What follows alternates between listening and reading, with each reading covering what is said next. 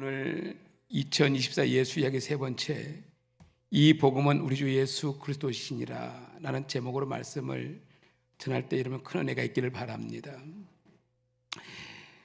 여러분, 무슨 정책이든지 처음 실시하게 되어지면 반드시 나타나는 부작용들이 우왕좌왕하는 거죠. 이것이 정착되기까지는 참 많이 국민들도 어렵기도 하고 또 실수도 많고 에피소드도 많은 것이 정책들입니다. 그중에 제가 경험했던 아주 바보스러운 경험을 하나 여러분들에게 좀 부끄럽지만 한번 말씀을 드리면서 오늘 은혜를 나눠보려고 합니다. 제가 이 말씀을 예화를 드리는 것은 그냥 우연히 드리는 것이 아니라 오늘 말씀과 좀 연관을 시켜보기 위해서 주신 말씀이기 때문에 그렇죠. 그래서 좀 부끄러운 이야기지만 제가 경험했던 것 중에 하나가 우리나라에 하이패스라는 것이 처음으로 도입되었을 때입니다. 고속도로를 지나갈 때 그전까지는 밀려도 그냥 카드나 현금을 주고 받으면서 쭉쭉 밀리니까 얼마나 힘이 들었어요. 그런데 하이패스라는 것이 도입이 돼서 그냥 지나가면 된대요. 너무너무 좋은 정책인데 이것을 어떻게 해야 될지 처음에 저도 몰랐어요. 그랬더니 어디를 제가 가서 물어보니까 뭐 카드를 구입해서 앞에다 차 앞에 딱 붙이면은 아주 그냥 쫙 지나가면 된다는 거죠. 너무너무 좋은 정책이잖아요.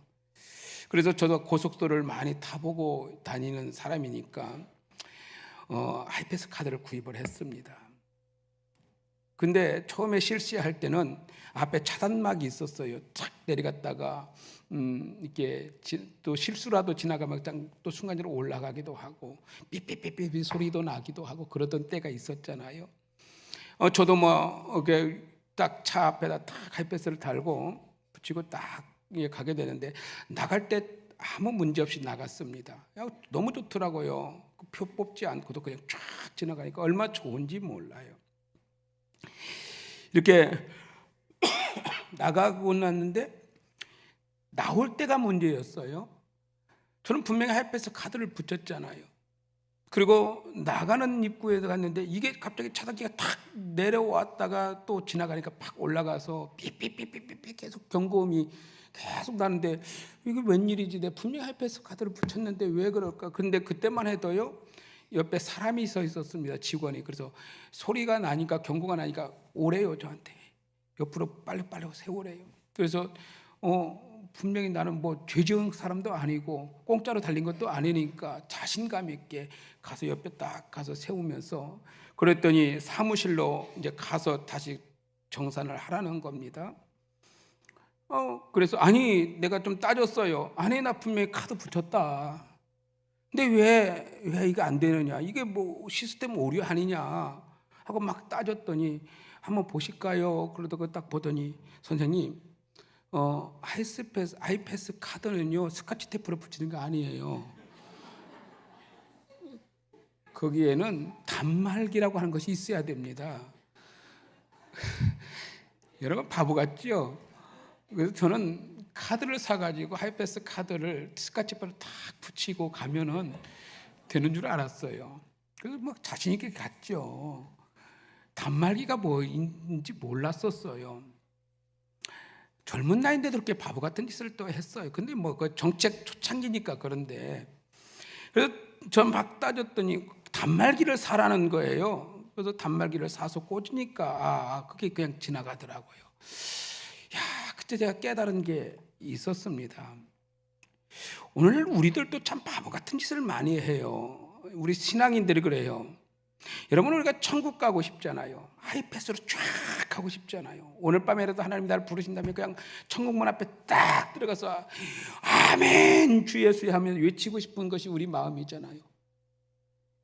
근데 여러분, 우리가 그리스도인들이 이 복음이라고 하는 단말기 없이 오늘 예배 한번 참석했으니까 스카치 테이프로 유리 앞에다가 카드 하나 붙이고 지나가듯이 내가 오늘 한번 예배 참석했으니까 내가 오늘 천국 하이패스 지나갈 거야 라고 생각하는 사람들이 생각보다 많습니다. 카드만 달고 아무 문제가 없는 것처럼 내가 오늘 교회에 앉아있다 갔으니까, 그래도 적어도 1시간 정도는 예배를 드렸으니까, 나 오늘 교회 갔다 왔거든 하면서 우리는 자신감 있게 하이패스를 원할 때가 많습니다. 근데 여러분, 우리는 단말기가 필요하다는 거예요. 복음이라고 하는 교회 다니는 카드가 아니라 우리가 하나님의 나라를 들어가는 단말기로서의 복음, 예수 복음이 필요한 것이 오늘 우리의 믿음인 줄로 믿습니다. 오늘 우리가 읽은 로마서 본문은 지난주에도 말씀을 드렸지만 사도 바울이 깨달은 복음입니다. 이 복음의 단말기 한번 달고요, 우리 카드 대충 붙여놓고 가지 말고 이 예수 복음의 단말기를 붙여서 우리 2024년도 하이패스길 한번 제대로 한번 달려볼 마음이 없으십니까?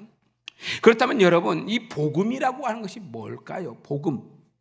여러분, 우리는 복음 전도, 복음이라는 소리 너무 많이 들었죠. 그런데 이 복음이라고 하는 것이 과연 무엇일까? 우리 2절 말씀 한번 읽어볼까요? 우리 2절 말씀 함께 있으면 시작. 이 복음은 하나님이 선지자들을 통하여 그의 아들에 관하여 성경에 미리 약속하신 것이라. 이 복음은 여러분, 이 복음을 뭐라고 말합니까? 2절 상반절 말씀 우리 다시 한 번만 읽어볼까요? 2절 상반절 말씀 띄워주실래요? 시작.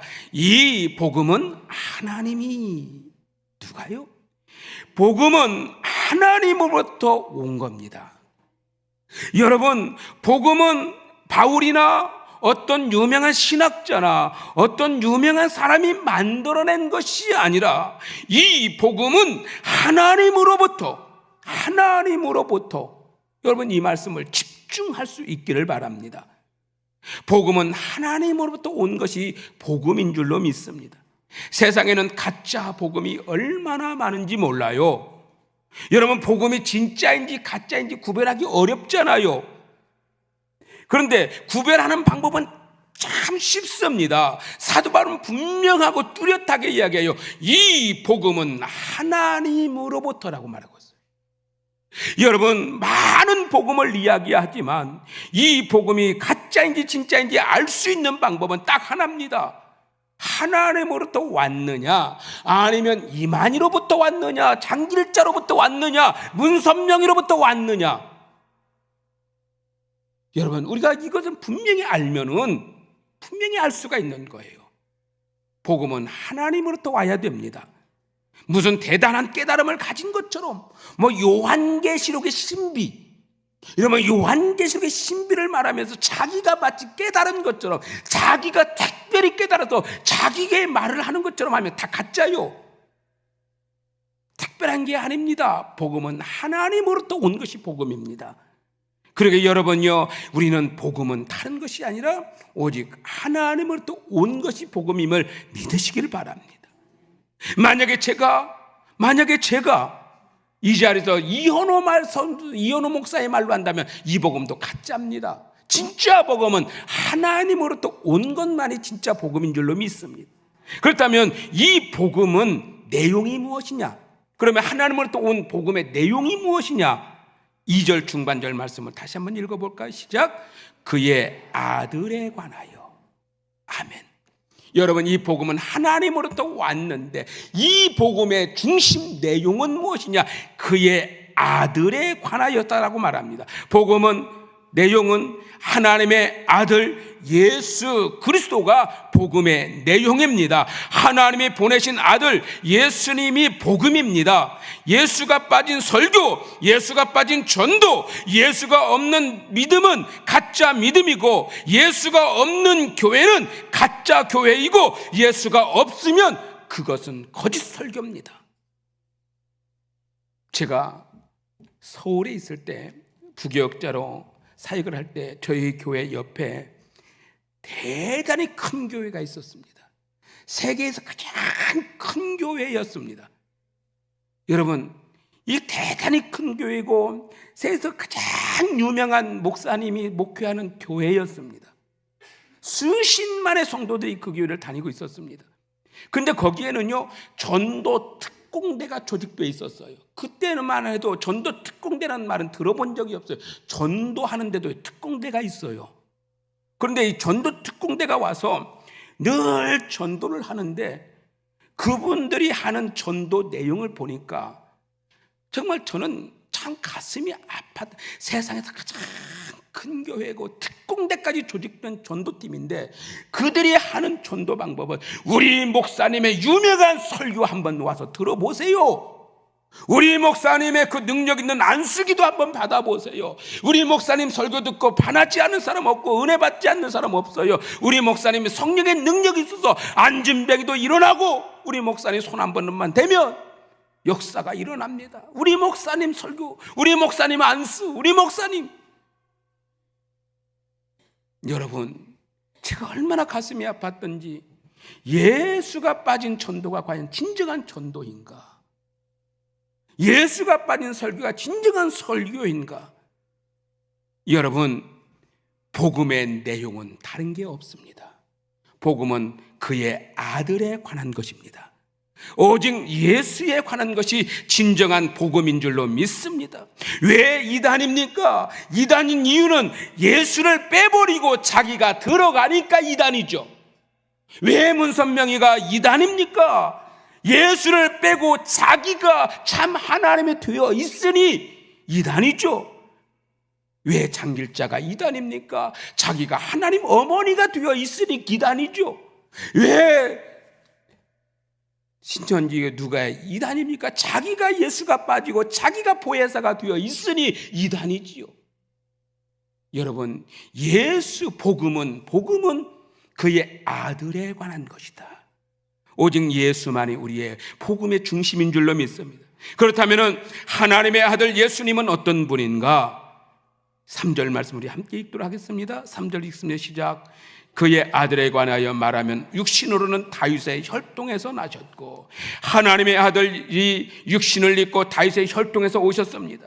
예수님의 몸에 대한 설명을 말하는데 마태복음 1장이나 또 누가복음 3장에 보면 요셉의 족보가 나오고 요셉의 족보는 다윗의 혈통으로 나왔죠. 예수님은 사람의 몸을 통해서 성육신하여 오셨습니다. 예수님도 인간의 족보가 있어요. 그러면 왜 하나님의 아들이신 예수가 육신의 몸을 입고 다윗의 혈통으로 세상에 오셔야만 했는가? 굳이 왜 오셔야만 했는가? 굳이 왜 사람의 몸을 입어야만 했는가? 왜 인간의 몸으로 오셔야만 했는가? 거기에 대해서 사도 바울은 명확하게 이야기합니다. 4절 말씀 우리 함께 읽어보도록 할까요? 4절 시작. 선결의 영으로는 죽은 자들 가운데서 부활하사 능력으로 하나님의 아들로 선포되셨으니 곧 우리 주 예수 그리스도시니라. 우리 인간은 태어날 때부터 원죄를 가지고 태어났습니다. 태어나기 때문에 인간은 태어나면서 죄인입니다. 죄인의 결과는 사망입니다. 죽어야만 되는 거예요. 그런데 하나님으로서만, 하나님은 단순히 그냥 오실 수가 없고 하나님은 죽을 수가 없는 분이에요. 그래서 하나님이신 예수님께서 친히 죽어야만 될 수 있는, 죽을 수 있는 인간의 몸을 입고 오셔서 나 대신에 죽어주시기 위해서 오셨다는 것이죠. 그러나 그분은 육신의 몸을 입고 오셨지만 그분은 인간의 유전을 통해서 오신 것이 아니라 성령으로 잉태하셨기 때문에 사도 바울은 분명히 말합니다. 성결의 영이시다. 성결의 영이시다 라고 말합니다. 그런 분이 무슨 이유로 하늘의 영광을 버리고 우리에게 오셨는가? 4절 말씀을 보면은 죽은 자들 가운데서, 죽은 자들 가운데서라고 말하면 육신이 아니면 죽을 수 없고 죽지 않고서는 죄인을 구원할 수 없는 다른 방법이 없기 때문에, 그래서 여러분 구약에서는 죽어야만 됐잖아요. 그래서 소도 죽이고 양도 죽이고 비둘기도 죽이고 피 뿌려서 죽였잖아요. 죽어야만 되기 때문에. 그런데 스스로 육신의 몸을 입고 이 땅에 오셔서 죽어 주셔야만이 우리 죄를 감당할 수 있으니까 죽어 주시기 위해서 오셨다는 것입니다. 이것이 바로 복음입니다. 하나님의 아들이신 예수님께서, 그리스도께서 우리의 죄 때문에 우리의 죄를 해결해 주시기 위해서 우리에게 오셔서 우리의 모든 죄를 대신하여 십자가 위에서 죽어 주셨다. 이것이 복음입니다. 그러나 죽으신 것만으로 끝나지 않았다는 것이죠. 예수님의 죽은 것은 복음의 반쪽입니다. 죽었다면 모든 인간은 다 죽어요. 예수님도 죽으셨어요. 그러면 거기서 끝났다면 우리에게는 끝이다. 여러분, 세상 많은 사람들이 하나님이 없는 백성들은 죽어버리면 끝이라고 생각해요. 그러나 아닙니다. 이건 반쪽 복음이에요. 대신 죽어주신 것까지도 복음이지만 그러나 영생이 있어요. 영생. 그래서 예수님께서는 죽은 자들 가운데, 우리 4절 말씀 다시 한번 읽어볼까요? 4절 시작. 성결의 영어로 죽은 자들 가운데서 부활하사, 죽은 자들 가운데서 부활하사 사망 권세에 물리치고 다시 살아나셨다는 겁니다. 죽었고 다시 살아나셨다. 이것이 완전한 복음입니다. 여러분, 그리스도에는 예수 믿는 것은 죽음으로 끝나지 않아요. 영원한 생명이 있는 겁니다. 이것이 부활입니다. 그런 말미암아 여러분들, 우리는 영원한 멸망으로 끝나지 않고 우리는 복음으로 말미암아 죽었고 복음으로 말미암아 다시 살았고 다시 영원한 생명을 얻게 된 줄로 믿습니다. 여러분, 이것을 고백하는 것, 이것을 인정하는 것이 신앙이라는 것이죠. 믿음이라고 하는 것입니다. 이것이 믿어지지 않으면 종교 행위죠. 아무리 교회를 나가도 형식적으로 얼마든지 카드 붙이고 갈 수 있습니다. 유리창에 카드 하나 붙이고 갈 수 있어요. 그러나 여러분, 단말기가 없으면 하이패스를 들어갈 수가 없는 겁니다. 그렇기 때문에 여러분, 우리는 오직 예수만이 나의 주시다라고 고백해야 되는 겁니다. 로마에 있는 사람들은 당시의 사도 바울의 시대는 오늘날에 우리가 예수는 나의 구주시다라는 말을 너무도 쉽게 할 수 있잖아요. 그러나 사도 바울이 이 편지를 쓰는 당시에는 예수가 나의 주다라는 이 고백이 얼마나 어려웠냐면 목숨을 걸어야만 되는 거였습니다. 왜 그러냐면 당시에는 로마의 황제 가이사만이 오직 주였거든요. 그런데 그들이 아닙니다. 로마의 황제가 나의 주가 아니라 오직 예수가 나의 주이십니다라고 고백하는 겁니다. 이것은 목숨을 거는 신앙 고백이라고요. 그런데 그들은 이 복음 때문에, 사도 바울이 이 복음 때문에 주는 주시라라고 고백했고, 이들이 이 고백 하나 때문에 때로는 목베임을 당하고 때로는 사자울에 던지움을 당하고 때로는 화형을 당하여서 나무불에 태워 죽임을 당하는 이 순환과 고난과 순교를 당했다는 것이죠. 사도 바울마저도 예수는 주라는 이 고백 하나 때문에 그는 나중에 참수형을 당하여 로마에서 목이 베어져 죽임을 당하는 순교의 길을 갔잖아요. 이것이 영원한 생명을 얻기 위한 하나님의 은혜였습니다. 제가 지난번에 우리 자녀들이 정말 감사하게 키워놨더니요, 나름대로 효도하겠다고 생전 처음으로 가족들이 어디 여행을 가자더라고요. 그래서 비행기 값도 비행기도 끊어놨다, 호텔도 잡아놨다 해서 세상에 그렇게 갔습니다. 근데 멀리 가기는 그렇고 일본으로 가자 그러더라고요. 그래서 일본을 어쨌든 제가 처음으로 가까운데도 불구하고 일본을 처음 가봤는데 가서 보니까 무슨 어느 성을 가자고 하더라고요. 성을 가서 쭉 보는데 쭉 이렇게 돌다 보니까 어떤 칼이 하나가 쫙 나옵니다. 근데 그들은 이 칼을 굉장히 보물처럼 여기는 칼이 딱 전시되어져 있는 거예요. 그래서 제가 궁금해서 이 칼에 대해서 유래를 물어봤습니다. 이 칼이 대체 어떤 의미가 있는가? 이 칼이 뭐길래 여기다 이렇게 이 왕궁, 어떻게 보면 일본의 왕궁에다가 전시되어 있을까 했더니 이 칼이 세상에 우리에게는 너무 치욕적인 거예요. 우리나라의 그 옛날 민비를 목베어 죽였던 칼이더라고요. 이것을 갖다 보물처럼 거기다가 했는데 얼마나 치욕스러운지요. 내가 왜 굳이 여기까지 와서 이런 칼을, 우리에게는 가장 치욕적인 칼을, 우리나라의 왕비의 목을 베어버린 것을 자기들의 최고의 보물로 여기놓고 거기다 전시해 놓은 걸 보면서 가슴이 얼마나 아프고 치욕적인지, 내려가자, 빨리 내려가자. 차마 그 앞에서는 할 수가 없어서 제가 죄송한 이야기지만 화단에다가 가르침을 받고 왔어요. 죄송합니다. 그것은 문화를 하려는 게 아니라 제 가슴이 그렇게 아프더라고요. 여러분, 당시에 이 예수가 주라고 하는 것은, 주 예수가 주라고 고백한다는 것은 굉장히 목숨을 거는 신앙 고백이었습니다. 그런데 그들은 이 복음 때문에, 예수 복음 하나 때문에 그들은 황제를 주라 하지 아니하고 예수를 주라는 이 말 한마디 때문에 그들은 목숨을 걸게 되었습니다. 사랑하는 성도 여러분, 여러분에게 묻습니다.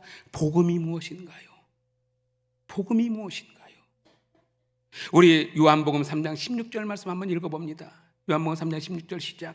하나님이 세상을 이처럼 사랑하사 독생자를 주셨으니 이는 저를 믿는 자마다 멸망치 않고 영생을 얻게 하려 하심이니라. 아멘. 하나님이 우리에게 독생자를 주셨고 그 독생자를 믿음으로 영원한 생명을 얻게 되었다.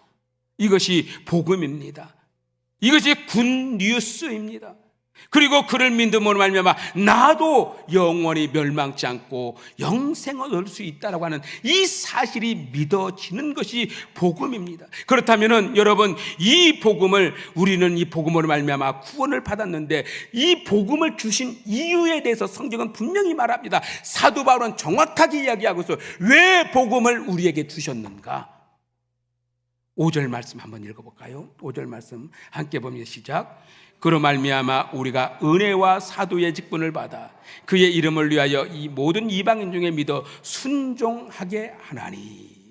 여기에 보면 말합니다. 먼저는 첫째는 복음을 주신 이유는 그 이름을 믿어 구원받게 하기 위함이고, 두 번째는 그의 이름을 위하여 모든 이방인 중에 믿어 순종하게 하기 위함이다. 여러분, 이 말씀을 한번 명심해 보시기 바랍니다. 말씀을 믿어지게 하고 이 말씀으로 말미암아 구원받게 했고 이 말씀을 말미암아 순종하는 삶을 살게 하기 위해서 복음을 주셨다. 여러분, 예수가 말미암아 우리가 무엇을 받았는가? 은혜와 사도의 직분으로 우리는 구원받았고 또한 우리는 그리스도인이라고 하는 이 귀한 사명을 주셨고 이 사명으로 순종하며 살아갈 수 있는 사명을 주셨다는 거예요. 이것이 구원받은 자의 삶이라고 하는 겁니다. 우리는 쉽게 말해서 이걸 가르쳐 사명이다, 성도의 삶이다. 2024년도 말씀의 삶으로 삶이 예배로라고 하는 이 주제가, 여러분, 구원받은 백성은 삶의 현장 속에서도 사명으로 살아야 돼요. 사명이 없으면 순종하는 마음이 없고 흔적조차 없다면, 여러분, 예수 믿는 자의 흔적을 잃어버리고 산다면 여러분, 우리는 진정한 구원받은 자의 삶 자체가 예배가 안 들죠.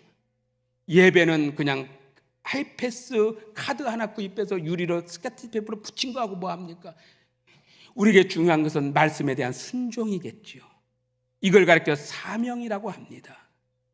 우리 한번 찬송 한 곡 해볼까요? 제가 우리 찬송곡을 오늘 오후에 우리 재직교환신 예배 드릴 때 부를 곡인데 연습 삼아서 오늘 우리 사명 한 곡 불러봅시다. 사명입니다. 주님은 여러분 다 아시죠? 우리 함께 은혜로 불러보도록 하겠습니다.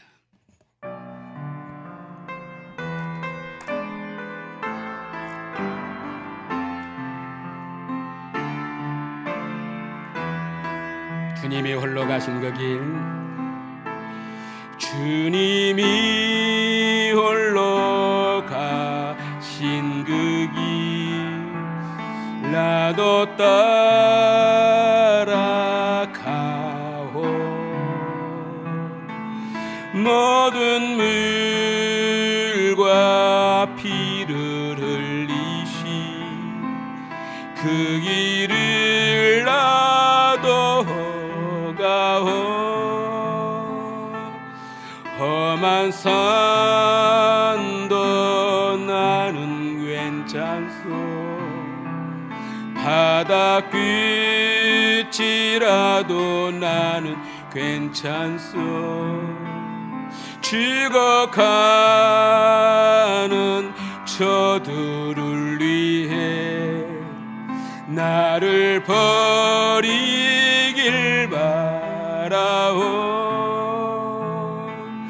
아버지 나를 보내주오. 나는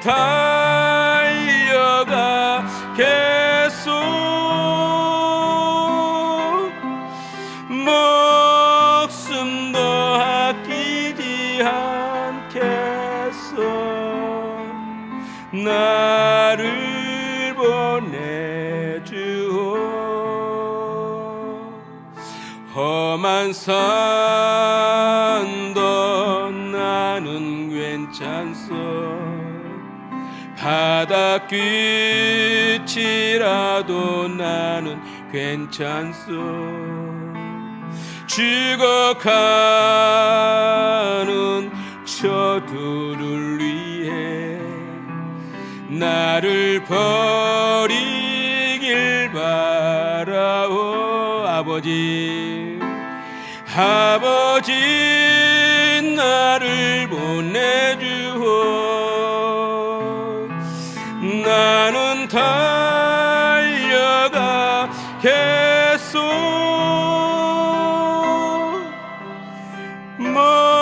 목숨도 아끼지 않겠소. 나를 보내주오. 아멘. 여기까지 하겠습니다. 여러분, 내 목숨 아끼지 아니하고 세상에 나가서 구원받은 자의 삶으로 살아가시길 바랍니다. 이것이 바로 말씀에 순종하는 삶이고 예배의 삶인 줄로 믿습니다. 여러분, 흔히들 말합니다. 오늘날 그리스도인들은 너무 예수의 흔적이 없다. 나의 삶에서 나타나는 그리스도의 흔적이 너무도 나타나지 않는다. 여러분, 대한민국에 가는 길거리를 가는 곳에 4명이 가는 곳에 집사님 한 번 하면 반드시 한 사람은 고개를 들려 집사님으로 고개를 돌리는 시대입니다. 여러분, 우리는 흔적이 있으신가요? 구원받은 자의 흔적으로 살아갑니까? 목사로 살아갑니까? 장로로 살아갑니까? 권사로 살아갑니까? 우리는 말로는 교회 안에서는 스카치 테이프로 잘 붙이고 가겠죠. 교회 안에서는. 그러나 우리의 복음의 흔적이 없이, 복음의 어떤 과정도 없이 내가 천국 가입 패스를 향하여 다른 박질하겠다, 그럴 수는 없는 것이죠. 우리 6절로 7절 말씀 마지막 읽겠습니다. 6절로 7절 말씀 있습니다. 시작. 너희도 그들 중에서 예수 그리스도로 것으로 부르심을 받은 자니라. 로마에서 하나님의 사랑하심을 받고 성도로 부르심을 받은 모든 자에게 하나님 우리 아버지와 주 예수 그리스도로부터 은혜와 평강이 있기를 원하노라. 너희도 그들 중에서 예수의 그리스도의 것으로, 예수 그리스도의 것으로 부름을 받은 자니라. 우리는 예수님의 것인 줄로 믿습니다.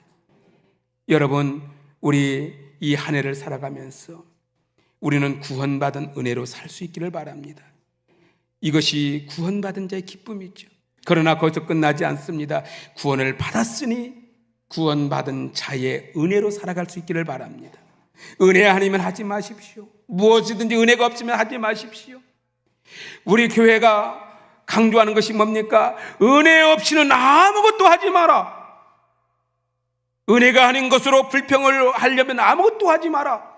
주방일도, 장로도, 목사도, 권사도 은혜가 없이는 하지 마라.